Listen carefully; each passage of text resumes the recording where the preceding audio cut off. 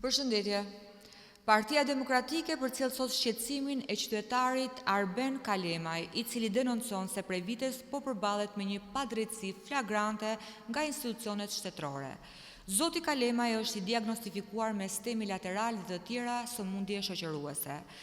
Bazuar në diagnozën, trajtimi mjekësor dhe pasojat funksionale të evidentuara edhe pas rehabilitimit multidisiplinar, shërbimi kardiokirurgjisë në QSOMT në 9 maj 2022 ka referuar rastin e tij në Komisionin Mjekësor të Caktimit të Aftësisë për Punë për vlerësimin e drejtës të përfitimit të ndihmës ekonomike për invaliditet.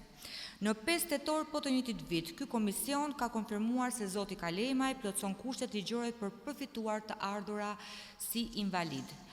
Megjithatë, pavarësisht dorëzimit të të gjithë dokumentacionit të kërkuar, zoti Kalemaj denoncon se deri sot nuk ka përfituar asnjë pagesë, duke u srollatur me vite të tëra në dyert e institucioneve shtetërore pa asnjë rezultat konkret.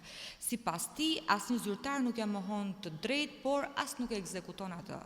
Zoti Kalemaj ka paraqitur ankesë edhe pranë platformave elektronike të ngritura nga kryeministri, por sërish nuk ka marrë asnjë zgjidhje.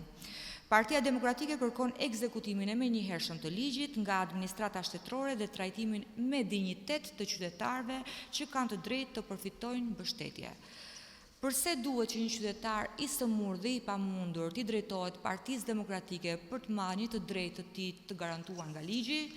Kjo situatë tregon edhe një herë se propaganda e rreme e Edi Ramës me platformat elektronike nuk shërben për zgjidhjen e halleve të qytetarëve, por për t'i fshehur ato. Qeveria duhet jetë në shërbim të qytetarëve, por qeveria e Edi Ramës ka zgjedhur të funksionojë për të kundërtën. Partia Demokratike do të vijojë denoncojë çdo rast abuzimi dhe të mbrojë të drejtat e qytetarëve të pa mbrojtur. Faleminderit.